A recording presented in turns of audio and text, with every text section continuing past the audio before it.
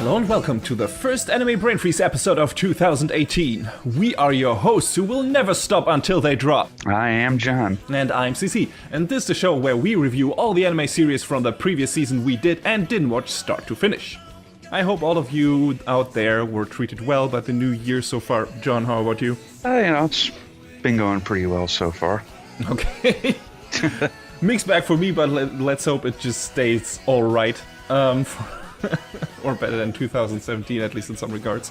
Oh yeah, heads up for you guys out there. We will take another 3-week break, not 2 weeks as usual, because I won't be available. We will return to our regular schedule right after that for episode 46. Anyway, of course we will review our first show from fall season 2017 at the end of this episode, and that will be Blood Blockade Battlefront and Beyond, and to an extent its predecessor, since we haven't really talked about that series on our show yet at all.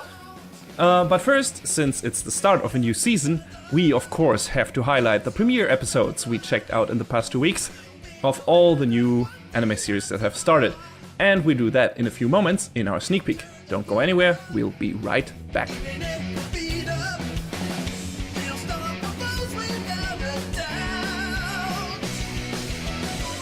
Alright, here we are in our sneak peek segment for winter season 2018. Yeah, that's right.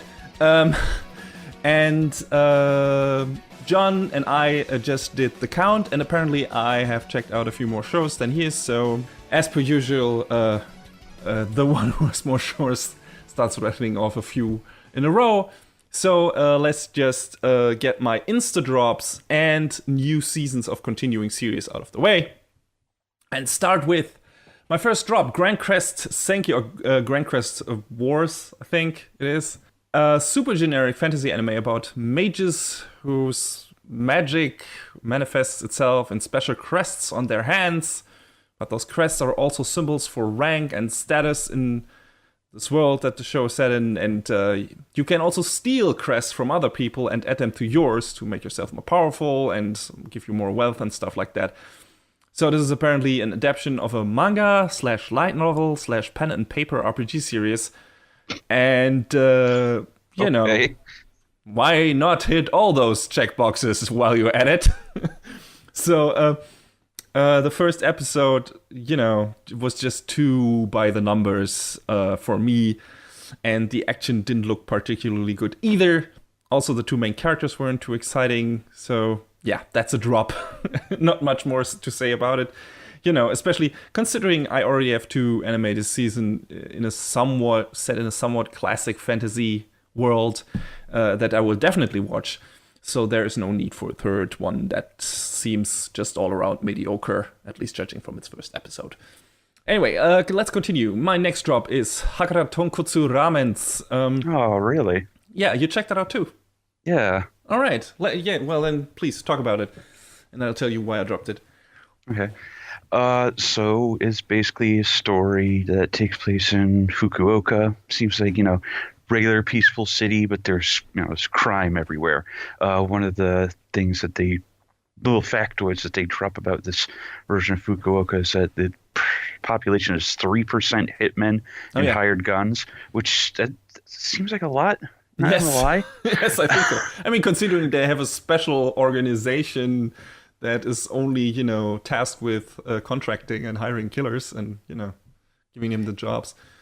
Yeah, I mean, and there's several of these organizations. Yeah. You say you didn't get past the first episode, because in the second episode, they introduce, you know, a few others, and it's like, Jesus Christ, how many people are out to kill each other?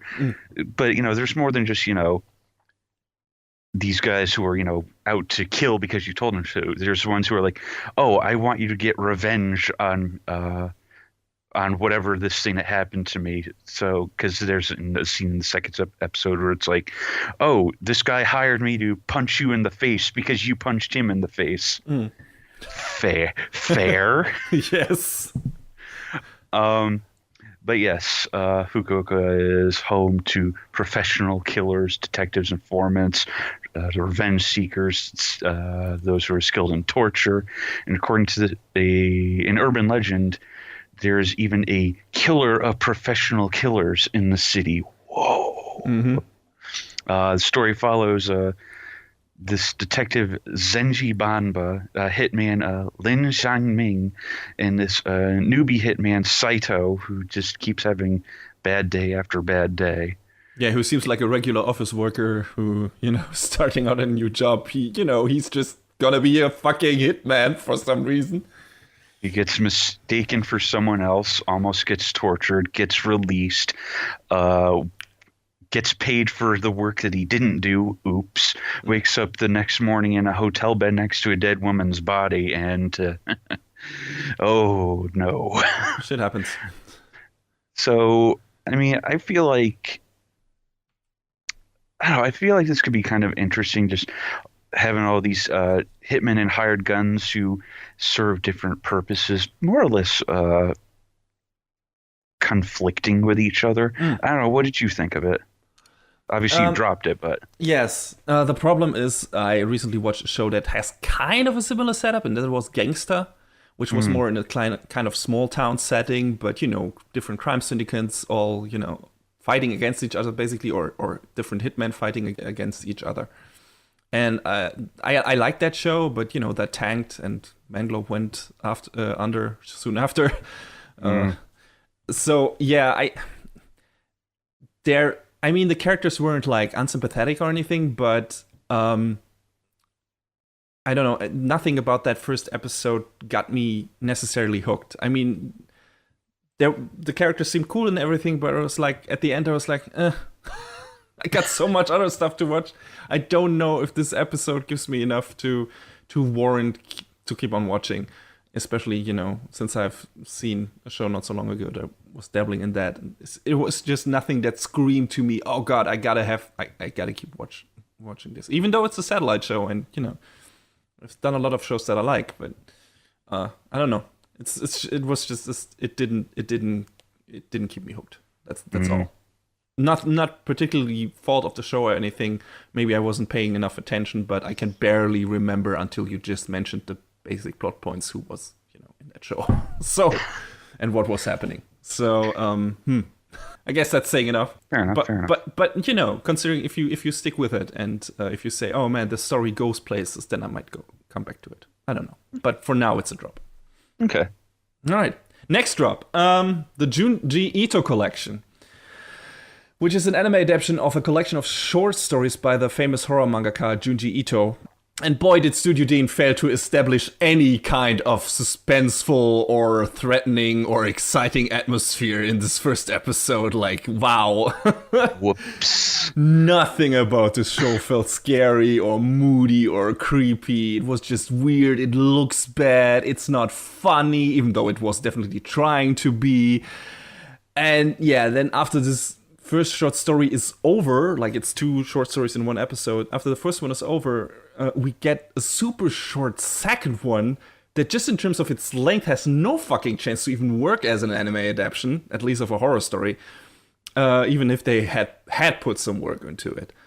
I don't know, this just feels completely flat and half-assed, and I mean, I like all kinds of horror stuff, so I was really interested in this, and I haven't read any of Ito's manga, so I was like, hey, cool, anime version of his stuff, and yeah, wow, I bet this will be amazing. But yeah, this was just, wow. This was really disappointing and super lame, and wow. What a disappointment. Shame. That's unfortunate. Yeah, next Insta drop is After the Rain, which is about a girl working at a restaurant who... this show. Yeah, falls for the manager of that place for certain reasons. Even if he is much older than her and already has a kid.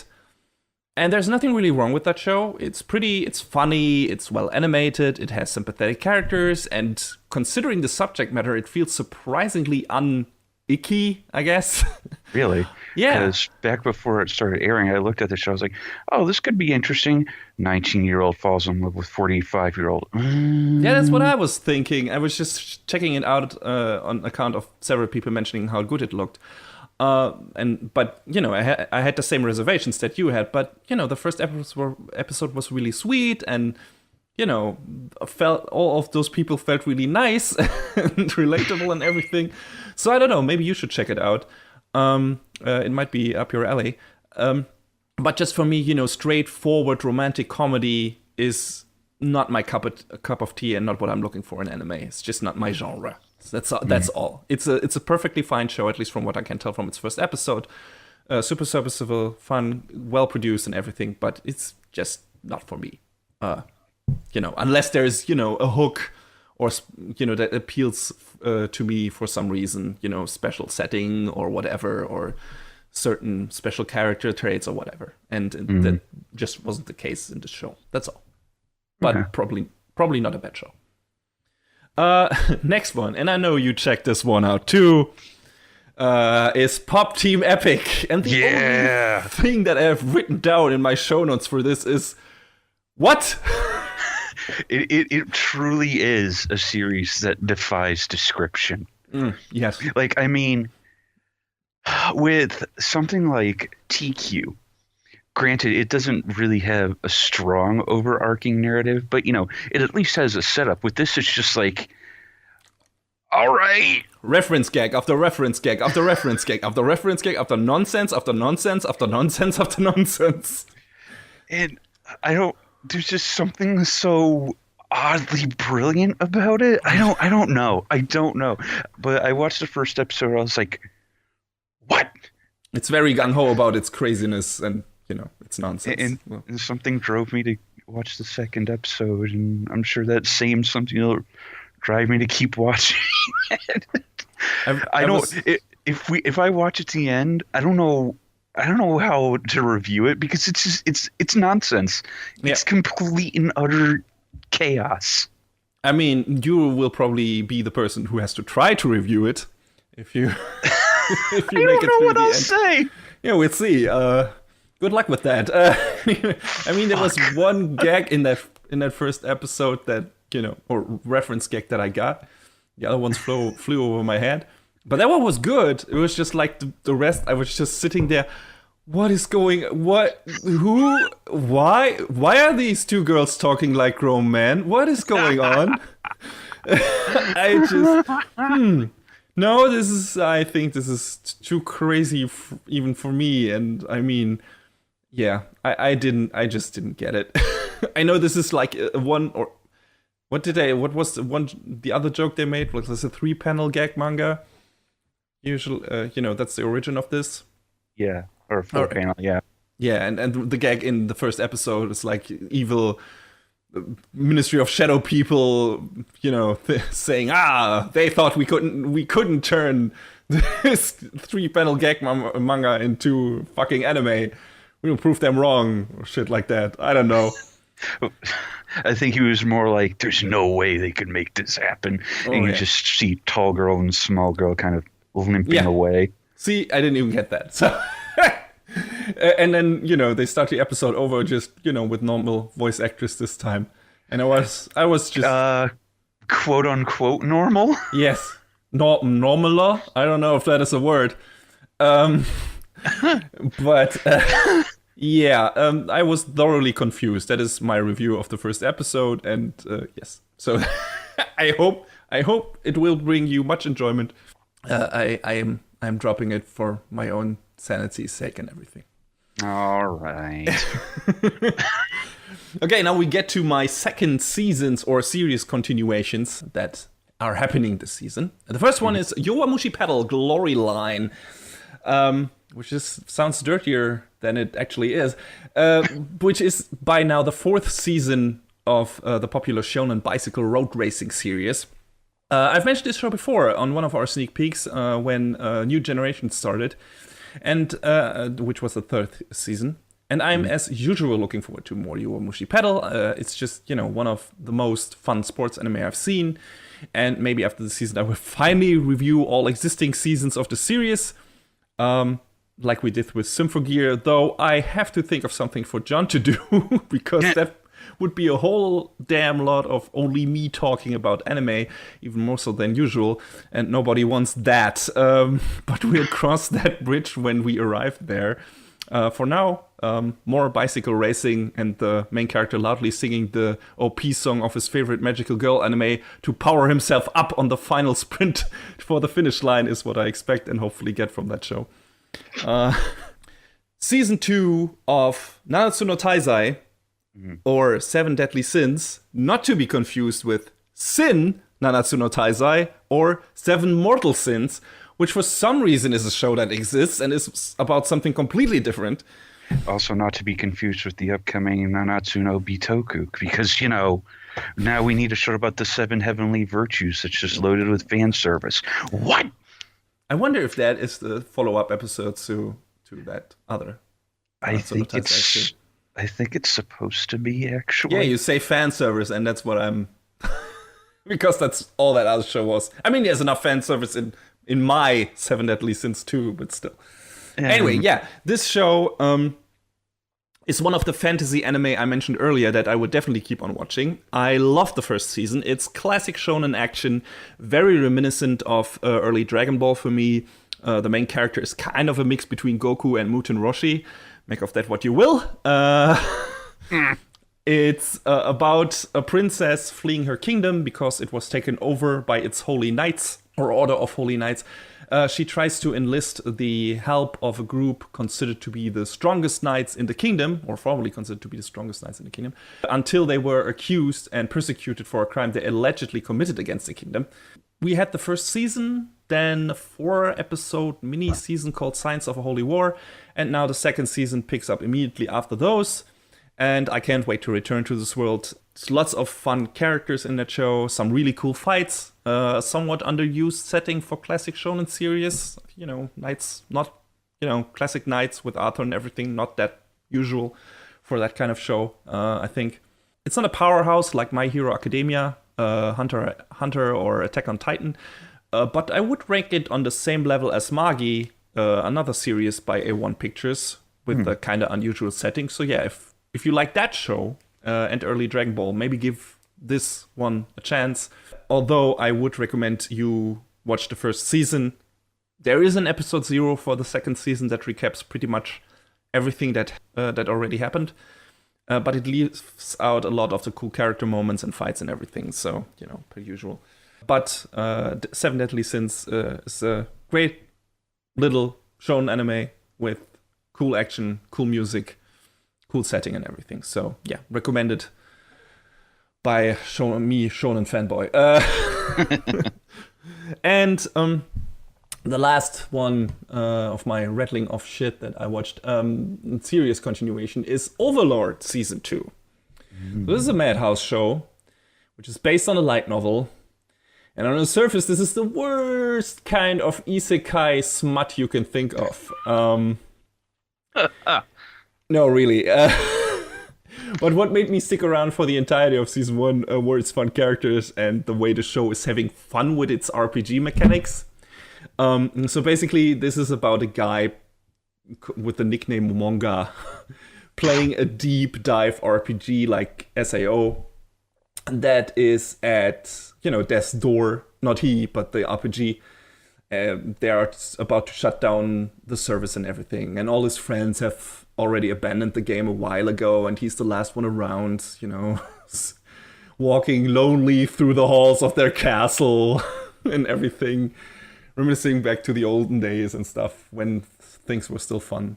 But then when the servers shut down, for some reason his castle is around, as are his many demonic servants. And for some reason, the castle has been transported to a different world where still most of the game's mechanics apply for some reason. So yeah, it's dumb trash. I'll make no qualms about it, especially since I shit so much on Knights and Magic and Sword Art Online last season. But the show doesn't take itself too seriously, and the main character is not an insufferable little Mr. Perfect fuckboy like Eru. Momonga, or Eins, as he later calls himself, is kind of a bad guy, at least in the game. Basically Skeletor with a conscience, who, really misses his friends and hopes some of them made it over into this new world and he can find them and everything. This is kind of an unusual main character, at least in that way. And the second season starts off by expanding the world and character roster a lot in its first episode. So if you haven't seen the first season, you will be completely lost. But yeah, this season trash anime number 1. There's one more for this season. But I hope I enjoyed the second outing as much as the first one. First season was really well animated, as expected from Madhouse, at least when they have a certain budget. It's got cool music. I like the art. I like I said, the fun at 7 weeks game mechanic, and I get to that in the actual review.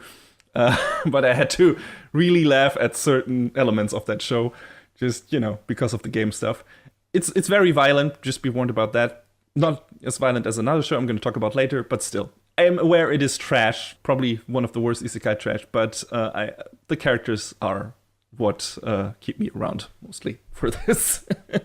And it's a kind of well-crafted world, I guess. All right. So finally, John, please tell me about the show you watched.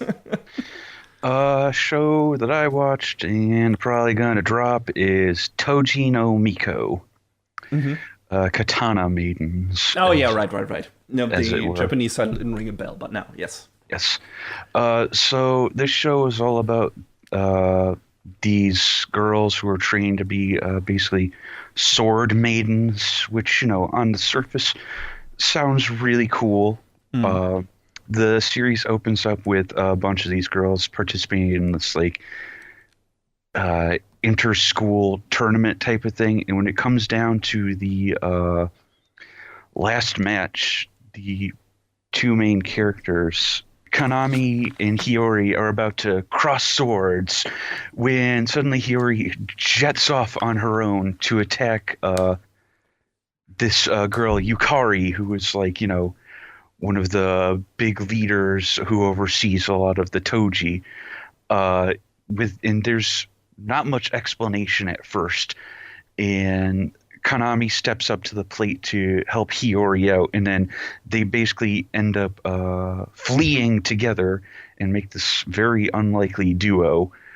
It's revealed that Yukari is basically possessed by the spirit of this monster called an Aradama, and a lot of the struggle ends up becoming, how can we convince others to help us out and simultaneously, not get caught and, flayed to pieces as basically the big bads, the other high-ranking sword maidens are basically planning to do to them. The show, I don't know. I think my problem with it is they throw around a lot of this weird, obviously Japanese, pseudo-religious terminology, and it's just sort of what are you even talking about? I don't understand. In English, please, or as much English as we can get to. I like the character designs. The fight scenes are all right, but I don't know how much is going to hold my interest. I'm 3 episodes in, and it seems that's usually the cutoff point for many people if the show hasn't grabbed them fully by then. Yeah, and I don't know if it's worth giving a couple more, but it's probably tentatively going to be a drop because it doesn't feel like it feels like they've already revealed one of the big plot revelations really early on, and you know what, there's a lot of shows that will wait until 2-3 episodes from the end to be oh, it was actually blah all along. And that kind of pisses me off. So when they say oh, Yukari is possessed by this high-level Aradama. All right, okay, sure. That's why she acts like such a cold, crazy bitch. Fine. We've established that right away, and we can, expand on that for another 22 episodes. It feels very by the numbers is all. And I guess that's not inherently a bad thing, but if it's well executed, it's not. But if there's nothing else that is really sticking out in terms of it's production or whatever, or it's writing that keeps you hooked, and and I guess the big selling point for the show is it's part of a mixed media project because Square Enix were also pushing at the same time. Oh, play the mobile game, and it's if it wasn't a mobile game, maybe there would be interest. Yeah. So probably gonna drop. I'm not sure how I feel about it, to be honest, but That's Toji no Miko. All right. John, are you ready for some 90s as fuck super trash? Go on. So the next anime and the next trash anime of this season that I'm definitely gonna keep on watching is Killing Bites. Oh, Christ. Go on. So for a few people who actually played it and remember it, there was a little series called Bloody Roar on the PlayStation 2, and the GameCube. A long time ago. And I really enjoyed that series. I love it a lot. And this is basically that as an anime, only dumber, if that is possible. So you basically got in this show, you got an underground fighting league where people transform into were animals and battle to the death. So lots of action, giant animal people, lots of blood, lots of tits and ass, because for some reason, and we all know that reason, only the men fully transform into their respective animal, while the girls only get a bit of fur on the arms and legs, and, maybe a tail or claws, but they don't completely transform into the animals. Now, why is that? Yeah, I wonder. The opening and ending tells us all about that. At least Bloody Roar wasn't scared to go full furry. Which in that case, because it wasn't for fan service purposes, I appreciate it, because it made, it was real, cool, evil-looking animals fighting each other, and you could take it more serious, I guess, at least as much as you can take something like that seriously. But this Killing Bites is just like pure super trash. It oozes like 90s dumb trash TV charisma. Maybe late 80s OVA. It's just, wow. The fights look cool, though, so I'm gonna stick around. Like, main characters are not anything to write home about or stuff, but the monsters are interesting. I love creature horror and stuff, so I like people transforming into evil, menacing animals and shit like that, and fighting each other. So, yeah. That's cool. That's, trying to pretend that this will end anywhere else but the trash stash at the end of the season is ridiculous. But, if the fight sequences keep that level of quality, this is the kind of trash that's up my alley, and we'll talk about it soon, I guess. Soonish. Anyway, what's next on your list? Next up is Miss Koizumi Loves Ramen. Okay. Or if you speak the Japaneses, it's Ramen Daisuki Koizumi-san. So this show is about this girl, Koizumi. Is it her first name? Is it her last name? We don't know. It's just Koizumi. She's this mysterious and very attractive high school student. What most people don't know about her is that she is crazy about ramen. And she's always on the lookout for different restaurants serving it in all sorts of different ways.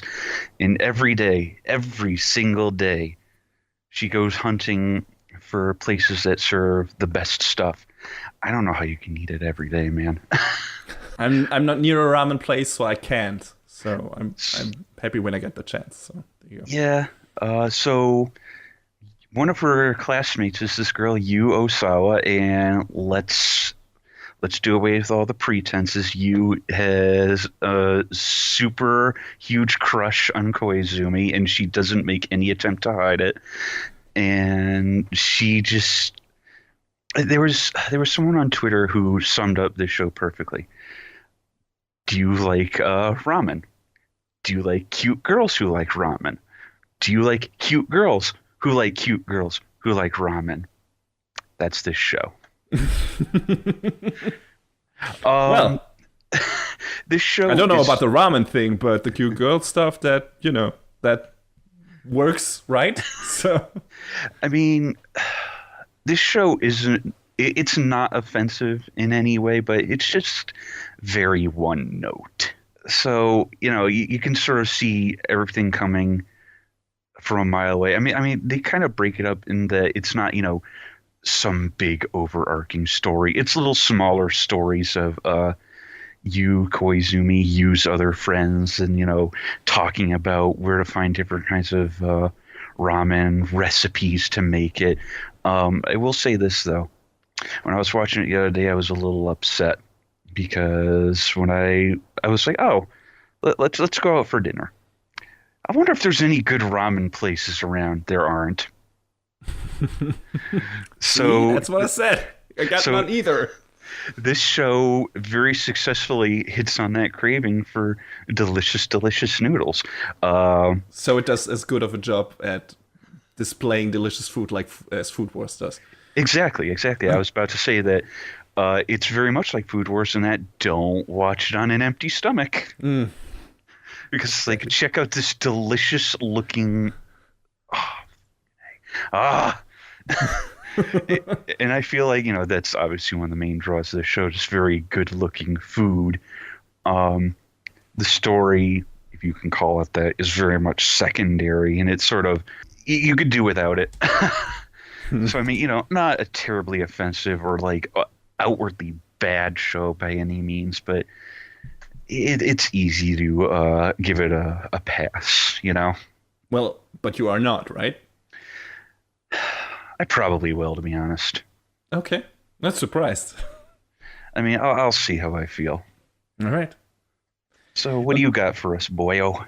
Another double hit, I think, if I've counted correctly. We'll see. Anyway, yeah, let's go. You already talked about cute stuff, so I'm going to go with a cute double whammy now. Mm-hmm. First one, Hakumei and Mikochi. Uh-huh. This is a show about two gnomes, I guess, fairy folk maybe, who live in the woods together and just go about their laid-back daily lives as, small people living in a fucking tree or wherever they live. And yeah, it's just, that what you would expect. Those two going about their daily lives. The first episode is about... one of them trying to, make a giant bird their pet.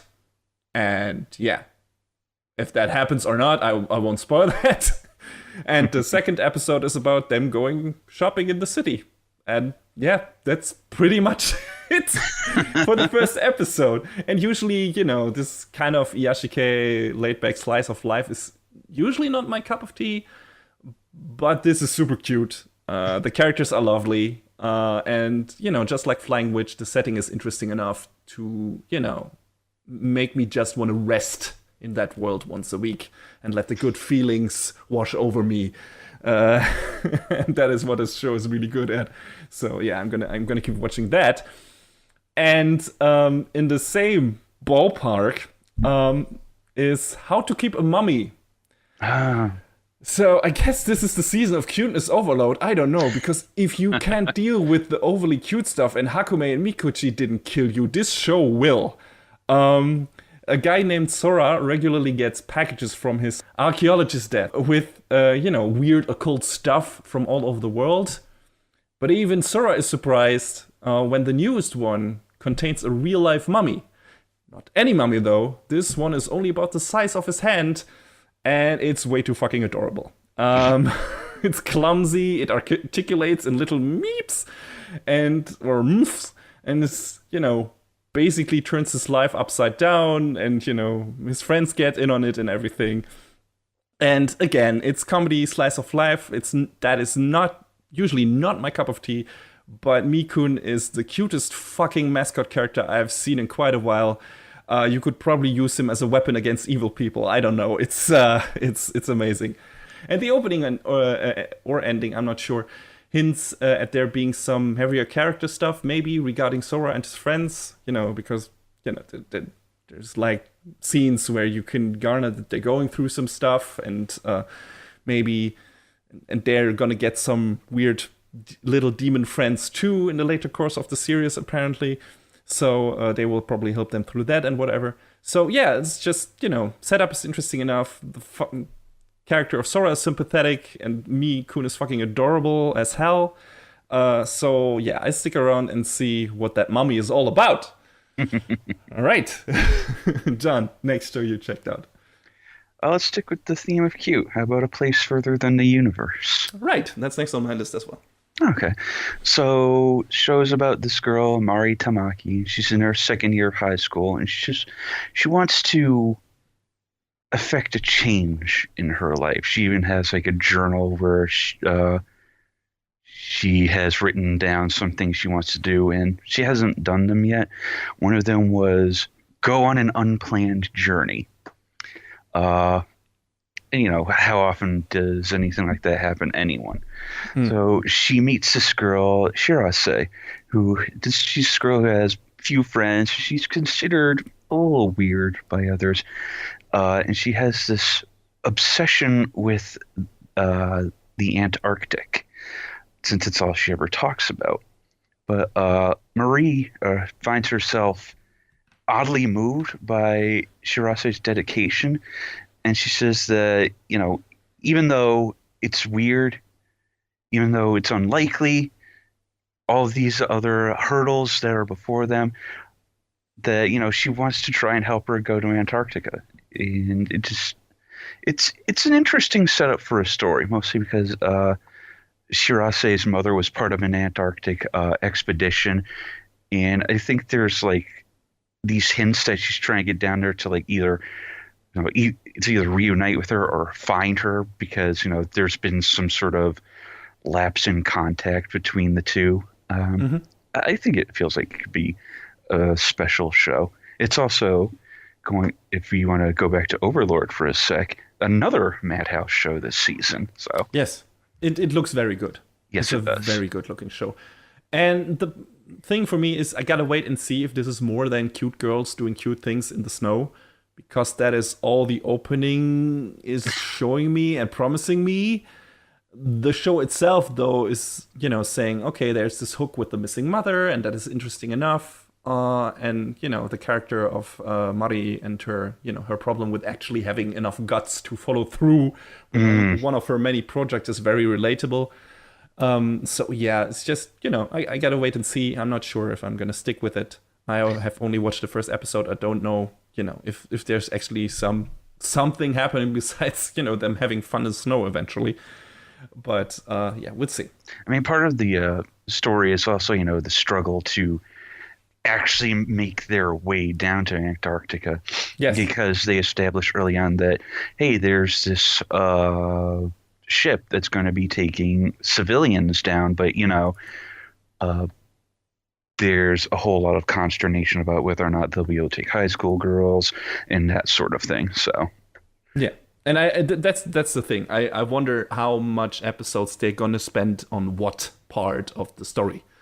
Like, how fast are they gonna go to Antarctica? If it's a lot about the preparation, the hardships they're going through, that's interesting. That's stuff I want to see. Like, but if it's like, okay, we're like, after episode 4 we're in the Antarctica, and then we're just gonna fucking sled with the seals or whatever and roll around in the snow, and hey, here's something new interesting you can learn about Antarctica today, and I was like, nah. I'm out. But we'll see. That might not happen, you know. For now, I'll stick with it. Okay, next show on my list is Devilman Crybaby. This is a new Devilman anime produced for Netflix, and directed by Masaki Yuasa, the director of Ping Pong the Animation, Mind Game, and Kaiba. If you've seen any of the shows, you know that they all have a very distinctive art style, very, very unusual for anime. And the same goes for this one. It is definitely unique, very flat, incredibly colorful, and very loose in terms of its actual animation. And depending on what kind of art style you want in your anime, this might not be for you. I, for example, didn't like the look of Ping Pong.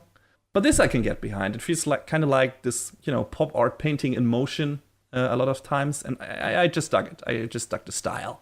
I'm not too familiar with the Devilman franchise, which was originally created by manga and anime veteran Go Nagai.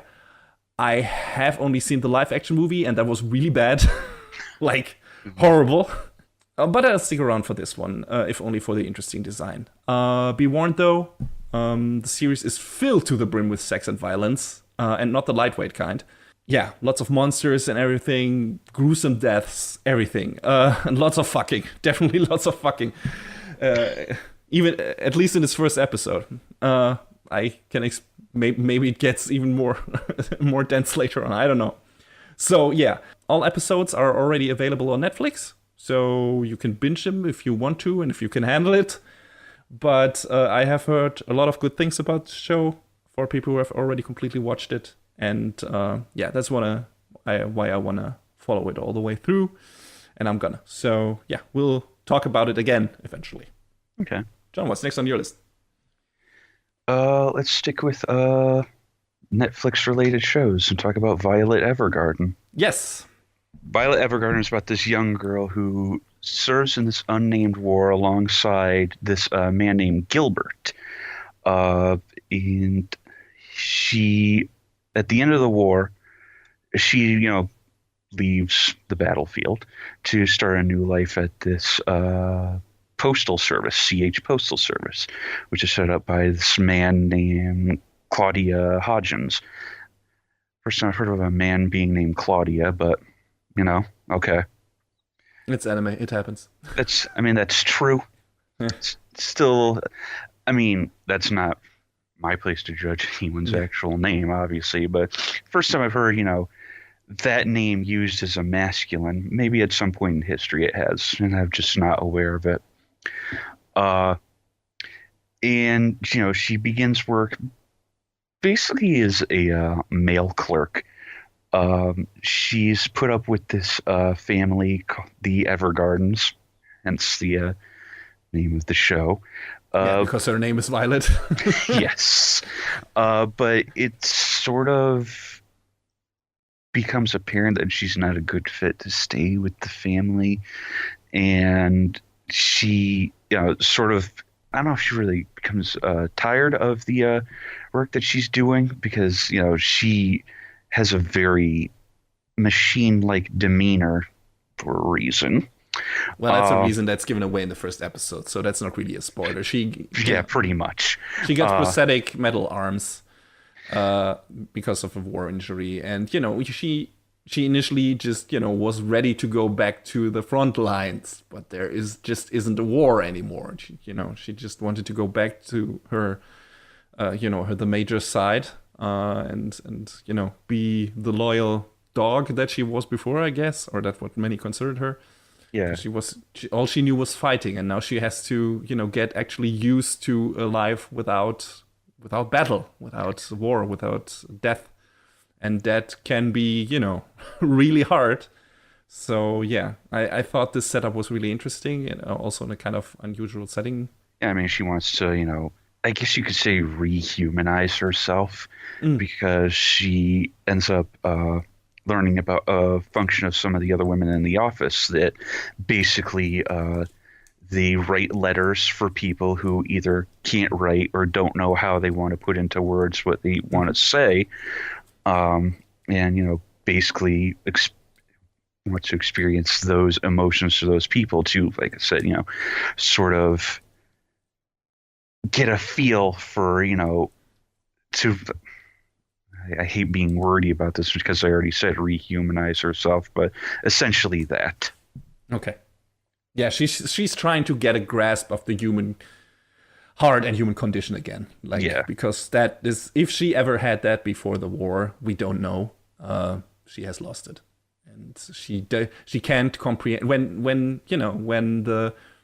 a guy comes around the office and asks for one of the. For someone to write a love letter or a letter of proposition, to propose to his, to write a letter for him to propose to his long time girlfriend, and one of the girls at the office is, swiftly able to write up something very nice. Violet is, really confused and just can't understand how one can so easily understand and how they knew what to write. Like how were they able to put that stuff into words, and how did they exactly know what that man needed to say? And yeah, that's really sad. and that you want to see her get back that ability and that feeling, and it's there because of the feelings she had for, or the feelings she had for her superior she didn't understand, but that are definitely there. That you can immediately recognize. The problem is she doesn't understand those feelings, and that's just an interesting setup. Just from from a character standpoint, from a setting standpoint, it's interesting, and not to mention, this show is immensely beautiful. Yeah, it is. Like, it's done by KyoAni, and they have created a visual feast. The show looks like it's running on a movie budget, and it's really cool. I guess my only misgiving is, hey, Netflix, why is it simulcasting everywhere except the United States, huh? This show, it's one of the two most, of the two big anticipated shows this season. This is one of them, and I now I know why. now I understand. Not only because it's a KyoAni show, but they really seem to have been putting a lot of work into this, and seems really promising. Looking forward to more. Definitely. So what you got next? Next on my list is the surprise hit of this season, at least for me, and maybe for you too, is Kokkoku. It's about a girl named Juri and her colorful family who, even though they, bicker among each other, have to stand together as one when two of the family members get abducted. It is then that the grandpa of the family reveals a secret power that all of them have, at least after touching a special stone, and that is stopping time. But the people who abducted Juri's nephew and brother apparently are after this power as well, or at least want to eliminate the people able to use this power. It's not super clear after the first episode yet. But this is super cool sci-fi setup with a great cast of main characters. I love every member of that family because they are so goddamn... It feels like an actual family. Yes, they are so goddamn relatable. Their banter, their personalities, everything makes them immediately feel real and grounded. And that is very important since things get super crazy very fast. Like I said, one of the surprise hits for the season for me, at least judging from its first episode. I ate it up. I thought it was super interesting, and like I said, I immediately was endeared to the characters because they felt like, super real. And it's got a great opening too. The opening is like psychedelic. I love it. Yeah, it's fantastic, and I hope it's a good primer for what is still to come in that show. At least the first episode, I really enjoyed it. So I went into it not knowing what to expect, and I think I got something good out of it. So yes, definitely. So if it's not or at least not from what I've seen, it's not one of those big shows that everybody anticipated for the season or was looking forward to. But in my opinion, this could be a sleeper hit, and you should definitely check it out if you haven't yet. So, John, what's next on your list? Let's be a little goofy and talk about Shinkalion, or if you rather, the transformable robot Shinkansen Shinkalion, the animation. Okay. So this series centers around a kid named Hayato Hayasugi, and he loves trains. What kid doesn't? Trains are cool. His father is a museum curator, and one day Hayato accidentally stumbles into a secret research lab where his dad works, and inside he finds the E5 bullet train. And when he enters, he hears that there's this mysterious entity attacking the city, and using one of his father's pieces of equipment, he can use this bullet train and transform it into a mighty robot, the Shinkalion E5 Hayabusa. And much to form, as you might expect, the one of the first monsters that they encounter is a jet black bullet train. This show is clearly for kids, and it's dumb and it's silly. I think it's trying to be Gao Gaigar for an even younger audience, and I'm like, all right, sign me up. Gao Gaigar is great. I'll watch this too. Still a show I want to see, and I haven't checked out yet. Gao Gaigar is so over the top, but it knows exactly what it is. It's great. Mm-hmm. This show, I said, is very much in that same vein. I mean, I guess you could really honestly call them both kids shows. But hey, it's got really cool character designs. The robot designs are neat, very on theme. The first big bad they fight has the railroad crossings, the red and green lights for whether or not it's safe to cross. Okay. So it understands what it's going for right straight away. Hell, the phrase they use when the Hayabusa takes off is "all aboard." So it's like, all right, you've nailed exactly what you're going for, and you're just staying right on it. It's goofy, but I think it'll be enjoyable to watch. And many toys will be sold. Oh, sure. Are you kidding me? This is fodder for that sort of stuff. Mommy, Daddy, I want the Shinkalion toy, and there'll be 100,000 of them because it's sponsored by Takara Tomy. So there you go. Oh boy, here we go. Also, I should mention that it is also sponsored by one of the Japanese rail systems, JR. So this has so much huge sponsorship behind it, and all of the trains are modeled after real trains. So there you go. So probably something for model collectors as well then. If you're into train models. Slowly raise his hand. I think we're coming up on the last show in our sneak peek for both of us. And that is Darling in the Frankxx. And this is probably, besides Violet Evergarden, the second most anticipated show this season. I don't know which rank is higher. This is a cooperation between Studio Trigger and A1 Pictures. And, Studio Trigger, if you're not familiar, Kill la Kill, recently Little Witch Academia. And when they were not Trigger yet, Gurren Lagann, which this is probably mostly, most closely related to, set in a post-apocalyptic setting. It's about, boy plus girl teams called Parasites who pilot giant mechs called Frankxx to battle beasts called, what exactly? Robosaurus? I think the translation went with Klaxosaur. Yeah, or something like that. Basically, kind of metallic dinosaurs. Because it's kind of a pun, because part of the name, the word Kyoryu for dinosaur can be translated as shout. So klaxon, like an alarm, a yell. Do you get it? It's cute. No, I do. Anyway, these weird dinosaurs threaten the questionable safety of a giant ark traversing the wastelands. And on that ark is a boy named Hiro who is ready to give up on his destiny to become or his chance to become one of those parasite pilots because he couldn't manage to control one of the Frankxx with his former partner. And then he gets roped kind of on his own choice at the end, into the fight again by a very forward girl named 02 who has horns. Because as revealed at the end of the first episode, she has dinosaur blood in her, I think. Yeah.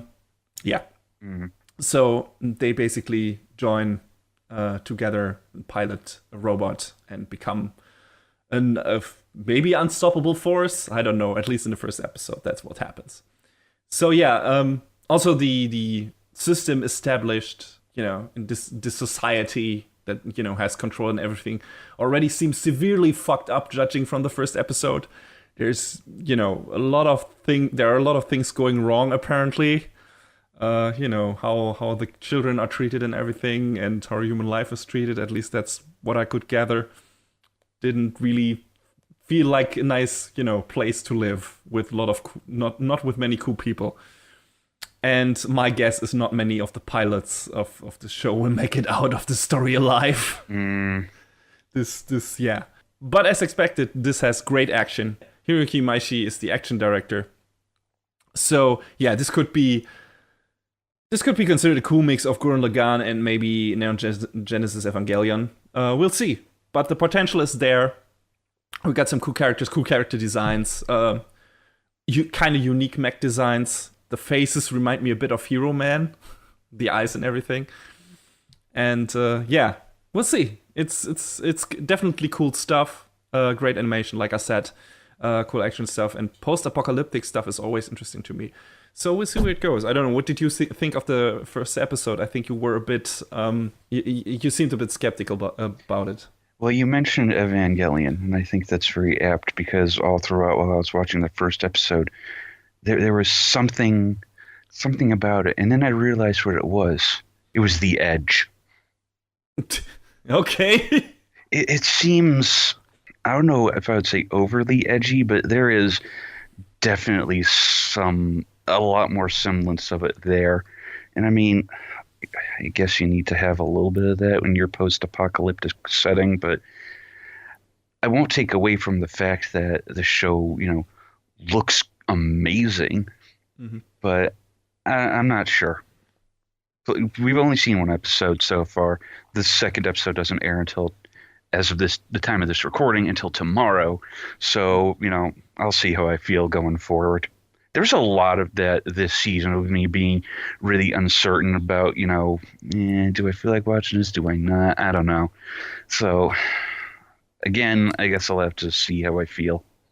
At least the pedigree of the people involved in this is good enough that I would give it the benefit of the doubt for now. Oh yeah, that is undeniable. And like I said, I will not take that away from it. So, the director is good. Writer is the writer of Steins Gate, if I'm not mistaken. So I think there's some stuff that, at least for some people, will hold enough merit to check it out. And for me, it's, the Studio Trigger involvement and Hiroki Imaishi's involvement in the action direction and everything. So yeah, this is at least for now a good-looking show with an interesting setting. We'll see if the story pulls through as well and the characters. But yeah, this could be the biggest show of the season. We'll see. But yeah, for now, that's our sneak peek for this season. I think we got to it rather quickly this time. Yeah, quicker than usual, I think. Good. But we're not done yet, because we still got our first review to do, and we will do just that in a few moments.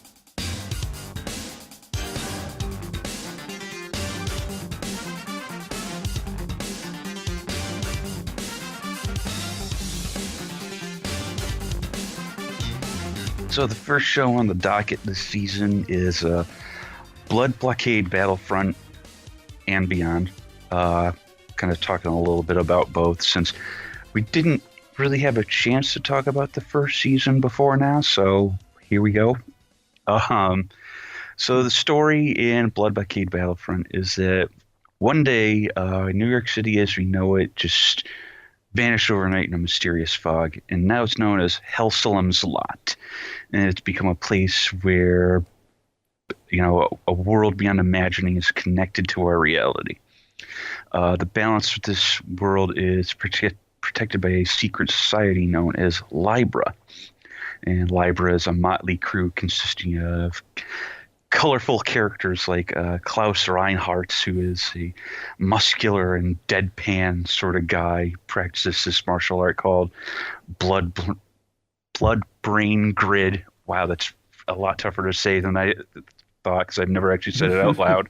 There are many tongue twisters in the special moves section of this show. Oh yeah, there are. He has his second in command, Steven Starface, very sharp-dressed. Perfect name. Yeah. Perfect superhero name. A very sharp-dressed man with some interesting connections.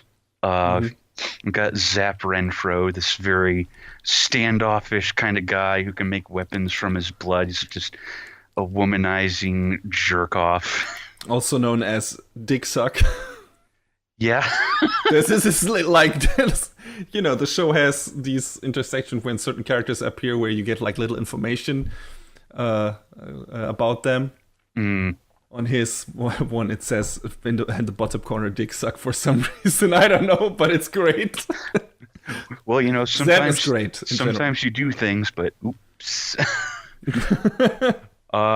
He's a jerk, but we'll get to the characters in detail later.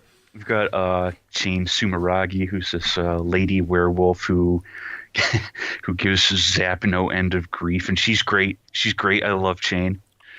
And there's a whole bunch of other characters as well who are members of Libra, but they are not the main character. None of them are. Our main character is Leonardo Watch, a journalist and photographer who arrives in the city with the intent of finding a solution to aid his sick sister, Michelle. And when it's discovered by Libra that he has a power called the all-seeing eyes of the gods, he is unexpectedly drawn into their fold. So and has to overcome many hardships and adventures. Poor a lot Lee. of those hardships, come from Zap, Yeah. who becomes like a senpai, but doesn't always treat him as one. As a benevolent teacher should. Zap. I mean, he cares for him deeply. That you see that in certain scenes, but he's still, he's still an asshole. I feel bad for Leo because he's very unassuming, and then he gets, we see a lot of his backstory, of course, and how he's drawn into this, but he never asked for any of this shit, man. Well, Leo is the perfect character, the perfect, not self-insert character, but the perfect conduit for the audience. Like seeing, really, it's funny that, his powers are the all-seeing eyes, but we see this world through his eyes, as in he gets thrown into all that crazy stuff. And, he doesn't have any physical powers, and he has to go up against a lot of opponents that are just too powerful for him, and he gets thrown around a lot and gets hurt a lot. He ends up in the hospital many times. And, it's just like he goes through all this craziness and can't understand all of it, but he just goes along with it, as do we. So this is, he feels like the perfect protagonist, like the guy we would be in this situation. So, but he has a good heart and he pulls through. Definitely. He's fiercely loyal to his friends and his family, and that definitely makes him a very likable hero, somewhat hero. Yeah, kind of unlikely. The Tortoise Knight. Yep, very much, very much. This show is headed up by I don't know if we talk enough about Bones. Do we talk enough about Bones? I think we do talk enough about Bones, although, one could say that you can never talk enough about Bones. That's true. It's true. Given their track record and their performance and, their number of shows that they have done that we both adore. So, yeah. But, this is another one of theirs. Another year where we talk, another season, another week where we talk about Bones. Yeah, this show is headed up by Bones, and as far as the animation goes, this show is very much like, yeah, it is very much a visual delight. It's a feast for the eyes. Yes, there's so much going on in this show, like constantly. I think the first season even more so than the second one. Mm-hmm. The first season was directed by Ryo Matsumoto, and it just, in terms of what is going on, it feels super dense. Mm-hmm. Like there's so much going on, like you said, in each given episode, that it is sometimes hard to follow everything and to grasp all that is going on, with only one watch. There's a lot of text scrolls and text information on certain stuff. There are a lot of little details happening in every frame with the characters.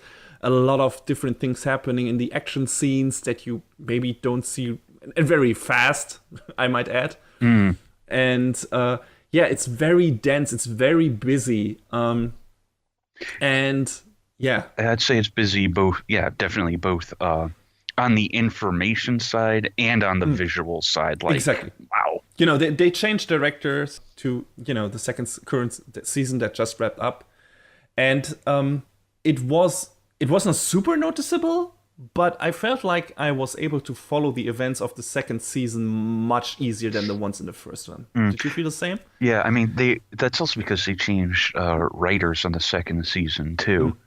The first season was, you already touched on the fact it was directed by Rie Matsumoto, whose other works include stuff like Kyosogiga and the Heartcatch Precure movie.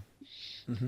And it was scripted by Kazunao Furuya, whose other big scripting credit is a show called Liar Game that I'm not super familiar with. I don't know if you are.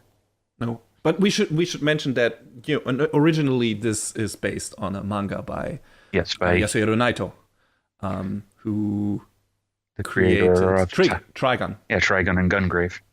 Yes, exactly. Two franchises I enjoy. I watched both, at least the anime of that, and played the Gungrave game and everything. Good stuff. But the manga is quite.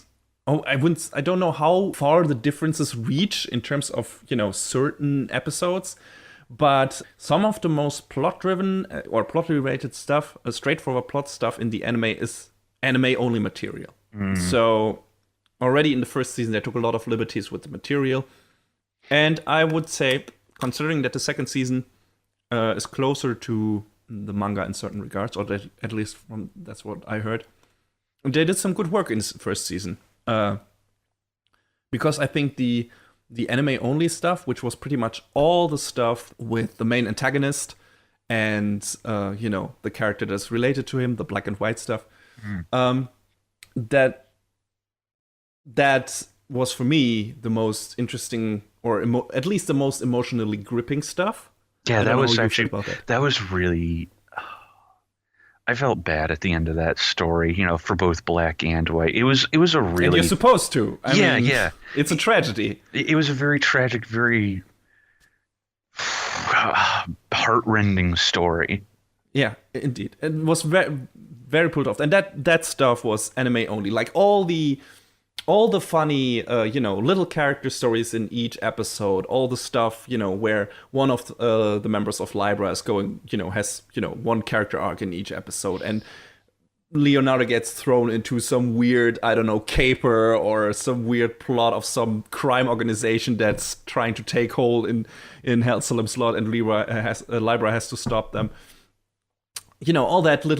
All those little story vignettes that happen in the singular, not plot-driven episodes. Those are apparently all from the manga, and only, the straightforward plot stuff that is related to Leonardo and his powers and his sisters and everything. Apparently, all that stuff is anime only. And I think that is the strongest stuff, but that doesn't mean that the other stuff isn't strong too.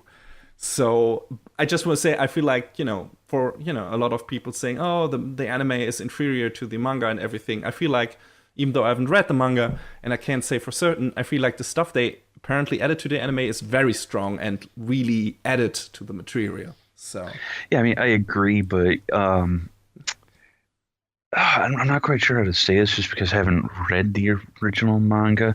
It feels like even going across the both seasons that we do get bits of the plot among these numerous character moments, of which there are numerous, but it doesn't feel like the plot moves forward a whole lot. No, not really. We get small glimpses here and there. Yeah. And I don't know if the manga is at a point where there has been, a plot line, there has been a plot line that has been established. I mean, we know from the anime, at least, who the main antagonists should be. One of them introduces himself in the first episode and everything, is around his second season. That's Fempt. He's one of the kings. He's the king of depravity, and he, for all intents and purposes, he should be one of the main antagonists, but he hasn't, aside from, playing the Joker in certain scenes and, causing havoc and mischief in the city, there is not some underlying, plot that that seems to be, so some plan that seems to be in motion or anything. So I don't know if the manga has already advanced to a stage where that becomes relevant, or if we are still at that, okay, today we learned something about this member of Libra, and today we learned something about this member of Libra, and today there's just some funny stuff with Leonardo happening where he meets a new friend and shit happens with some monsters from the other dimension and everything. Yeah. So, I mean, I love those moments. Oh yeah, they're fantastic. They're fantastic. And the show does a fantastic job of establishing all the characters and making you get interested and sympathize with them. Which, now that we've had this amazing, this massive degree of setup, if it gets a third season, I hope that's the point where, they're actually able to move forward. Again, I'm like you, I don't know where the manga is. At some point, I feel like I should read it. But, I would like them to, get past introductions and get to the real meat. Yes. That's the question. I don't know what they are going for and what Naito is going for with his story. If he really wants to introduce like a consistent plot line that is leading to somewhere, or if he just wants to have fun in this world, and if that was also what the eventually what the the anime creators seem to be after a bit more, because they introduced some more plot driven elements, but maybe that's not what he wants to do with this story, because what he seems to be most interested in is creating and crafting this great world. And that's, the world of Hellsalom Slot is fantastic. It's super creative. It's got so much stuff to see. It's not just, this is a version, an anime version of New York, and just looks all normal and it's boring. No, there's so much weird stuff happening in every episode. So much craziness and so much stuff, new antagonists, new monsters that you have probably never seen before. And like the weirdest shit is, the second season ups itself in that regard, I would say. The episode with the micro-terrorists, for example, like, like you maybe can't imagine what that is yet, but I promise you will be at least partially surprised when you watch that episode. But goddamn, yeah, there's so much fun and interesting creative stuff happening in that world. And yeah, maybe that's enough for some people. Just, as a warning, if you expect like a completely plot-driven story with a red through line, that's not really in this show. Mm-hmm. The first season is more plot-driven because we have a kind of clear story setup, with Leo and everything, and a character that he meets in the first episode even, and how that wraps up by the end of the season. And second season, not so much. There is something happening at the end that is more related personally to him, but it's like only the last 2 episodes, and there's not really set up for that. It just comes kind of out of nowhere. But I don't know if they will follow up on that in coming seasons, or if that was a one of 2 just to establish that people are after his powers or stuff like that his powers are super strong. But we were made aware of that in the first season too. So I don't know, but you should go maybe into this show expecting a lot of fun character stories and spending a lot of time in a really imaginative and creative world, because you will. Yeah, some of the monster and character designs in this show are just... I don't even know how to concisely describe it, because they're just so wildly imaginative. Yes. And, for all its craziness, the world and the characters inhabiting it has, again, like I mentioned in Kokkoku, although that's much more grounded, like much more grounded. But even here, you have some of the characters, the character stuff makes some of the characters feel so grounded, and some of the places in that world and some of the people living in, how you see them going about their day. Even the people with weird monster faces just doing normal jobs and wearing normal clothes, and everything in that makes that feel that world so tangible and real, even though it's super crazy. but it makes it feel alive. And that is like a thing the anime did super well, and I assume the manga did too. Like create this super crazy fantasy world that just feels super alive and rich in a way, and real, as real as the world like that can feel. And yeah, I think they did a stellar job at doing that. Yeah, talking about the character stuff, I think, like I said, the first season is more about Leo's story and what's happening to him, and we get a few character vignettes. We get info. We get a bit of Zep's backstory, we get a bit of Klaus' backstory. But yeah, we get a bit of that in the first season, but we get a lot more of that in the second season. Like, the second season is much more, and I appreciated that, it's much more focused on expanding our insight on the members of Libra. I don't know who was your favorite, just, after wrapping up the second season in terms of their character stories and everything. Oh, I mentioned earlier that I really like Chain a lot just because she is very much a smartass, but, she gets the job done. But I like Zed a lot, too, because for being a fish man, he's just, very unassuming, very, he's got his mind on the job sort of thing. He's also very nice. Yeah, like, he was a nice person. He was very, down to earth, as much, as a fish man can be, so. He butts head often with Zep, which is understandable because Zep, like I said, is an asshole. But I think I enjoyed the story episodes for Steven very much. I thought it was a great episode and gave, some real nice insight into how, what his character is all about, how he operates and everything. And I also like, which was one of the very late episodes of season 2, is this, a character story about KK, who is kind of like the mom of the gang. Yeah, she is. But you weren't really aware, or I wasn't really aware of that before that episode. It felt more like, okay, she's like this kind of suave sniper lady who has maybe a crush on Klaus. That's what I got in the first season. But then in this season, we learn a lot more about her, and that she's actually a family life, and she's married, and she has 2 kids, and, juggling the crazy Libra stuff with her everyday life is really difficult. But, the way she pulls that off, and, how she reacts to certain things that happen in her son's life and everything, it's so sympathetic and likable, and I think she is a great character, and that was a great episode. I really enjoyed that. The character stuff, in the second season, just, if you saw the first season was like, man, we don't learn enough about the members of Libra. We don't know learn enough about these characters aside from Leo. Be assured there's enough of that in the second season, and enough good stuff, definitely. A lot of stuff I enjoyed in this. I didn't feel like I was as emotionally invested in the second season as I was in the first one, at least by the end. But in terms of expanding the universe and everything, that was kind of more rewarding.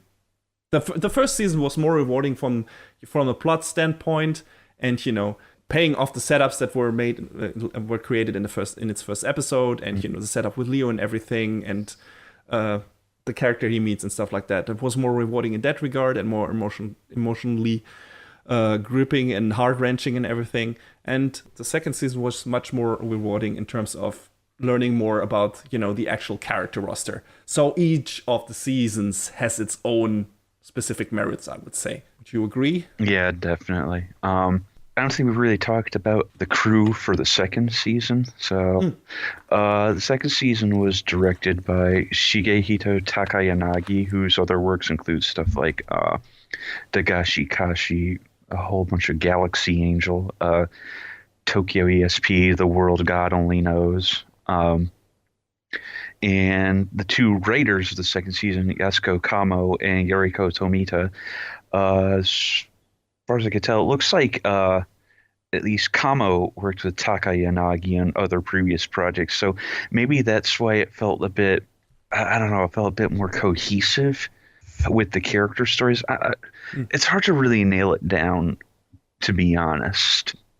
I don't know. What did you think? It's hard to say. Like you said, it's hard to pin down. I would say because the nature of the second season is even a bit more episodic than the first one. The first season was already episodic, but the second season feels like each character stories are more closed off in each episode. So I guess it feels like, everything feels like its own wrapped up story. So maybe that's why you got the feeling that it's more cohesive. That could be, yeah. Yeah. And just because, the first season, as we said, did feel so dense in comparison. Yes, very much. While you in the first season, there's a lot of time spent, or, maybe not enough time spent in terms of screen time, on establishing the rules of the of the city, establishing the world and everything, and at the same time showing you the characters show what they do, and so much of that is like raining down on you that it feels a bit I don't know, not like a puzzle, but a bit fragmented at times, maybe, if you don't catch all of it. And that doesn't happen in the second season. The second season is, has much more like closed off character stories, a very simple, wrap up point at the end with a like 2-parter. And, it's all pretty easy to follow. Maybe that's why it felt more cohesive. Yeah, I think you nailed it. And it was falling closer to the manga. So I don't know, apparently. Yeah, it could be. You want to talk about the music, because that's also fantastic. The music was done by Taisei Iwasaki, whose other major credit is a live-action movie with a very long name that I'm not going to read off here for fear of butchering it. But man, music in this show, from the actual score to the vocal pieces, and they were, I believe, a lot more like insert songs with actual vocals in the second season than there were in the first.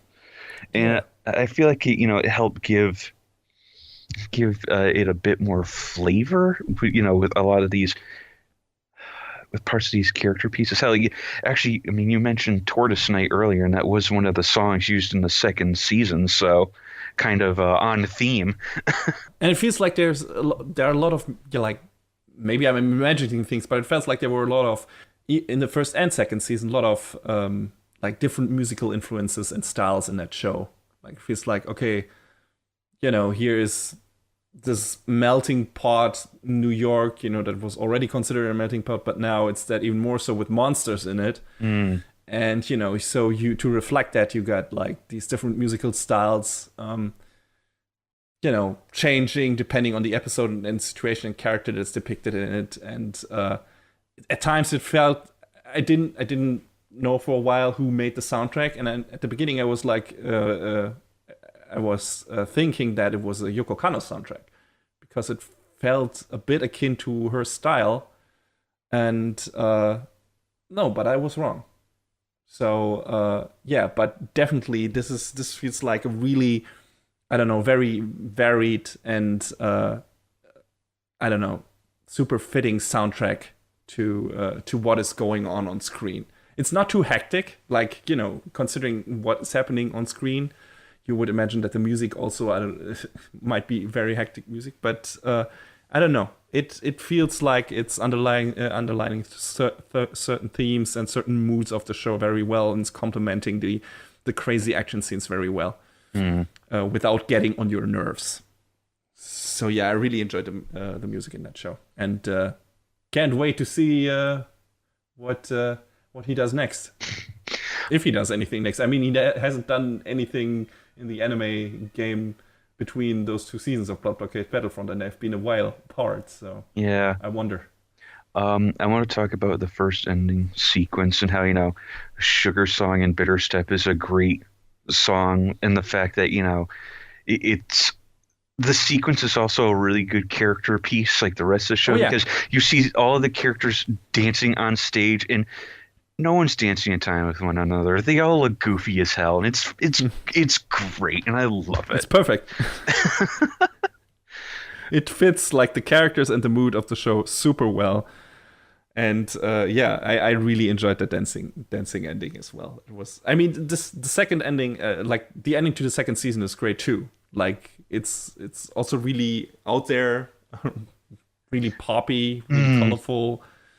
with lots of crazy imagery. So that works. What did you think about the openings? I think the second one was a bit better. Yeah, I liked Fake Town Baby better than Hello World, and that's There's a bit more that, going on. That's nothing against Bump of Chicken or the No. intro sequence itself, but yeah, the second intro sequence had a lot more and more, fast cuts, dynamic camera shots, just like more contrasting colors. It was a lot more interesting. And Fake Town Baby was a really cool song. I also thought it was neat how Unison Square Garden went from doing the ending theme to the first season to the opening theme for the second one. I thought that was a really cool, like, sort of progression, as it were. Yeah, feels like a conscious decision. Mm. But yeah, definitely good stuff. Although the opening animation for the second season in hindsight, feels a bit like a, I don't know, red herring maybe, because it feels like at the end of that, it's okay, this is the villain they're going against in this season. This is like the puppet master behind everything. And no, that character never appears in that show. Yeah, I don't know, maybe he will eventually, but I mean, the Blood Breed are definitely the main enemies, and the how many kings are there supposed to be of them? I don't know, but yeah. and I expected that guy to be one of them, but it wasn't, or at least if he is, he wasn't in that show. So yeah, bit of a false lead or something like that. So, but aside from that, great opening, definitely. Final word, maybe. Love both seasons of this. I probably liked the first season a bit better, just because of the black and white stuff. It was really strong, and just felt a bit more, I don't know, emotionally engaged at the end of the first season. But I really enjoyed the expanded insight into our main cast in the second season. Like, finally learning more about those characters that are, so colorful and entertaining, and that, you just get briefly, shown several times in action in the first season. They do a lot of cool stuff, but you never know what these characters are about. And the second season, you finally learn much more about them. So like you said, now we got the groundwork laid to go into, really maybe interesting story stuff in a possible third season, if we get one. I don't know. Has that one been announced? I don't think so. And don't get me wrong, the final 2 episodes of the second season were really strong too. There was a really, really cool final moment in that final episode that I really enjoyed. It's just, the other stuff was just a bit stronger in the first season, Yeah, but, if you have garnered anything from our Ramblomatic review of Blood Blockade Battlefront, which is, maybe fitting considering what show this is and how it looks and everything, definitely check this out. Like, if you like action, if you like fun characters, if you like a fantastically crafted and colorful and creative world, please, god damn it, check this show out. It's I feel like I don't see enough people talking about this. It's one of Bone's best, I would argue. It's definitely super, it's all the way through. It's super entertaining. Of course, there are some weaker episodes. There are some stronger episodes. That happens with every show. That's how it is. I would say maybe in the second season, the stuff with the hospital was not super strong. Yeah. That was one of the weaker episodes. But, then usually after those, there's one that immediately after that follows, and that's super great. So even the worst episodes of this show are still really, really good. So please, definitely check out Blood Blockade Battlefront and Blood Blockade Battlefront and beyond. Jesus Christ, tongue twister hell.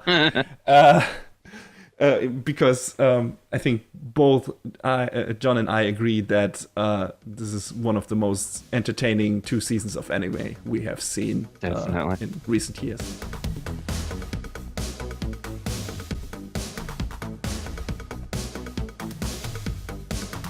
And that is a wrap on the 44th episode of Anime Brain Freeze. All the music in our show is from the Double Dragon Neon soundtrack by the amazing Jake Kaufman. Please go to vrt.bandcamp.com and check out his awesome work.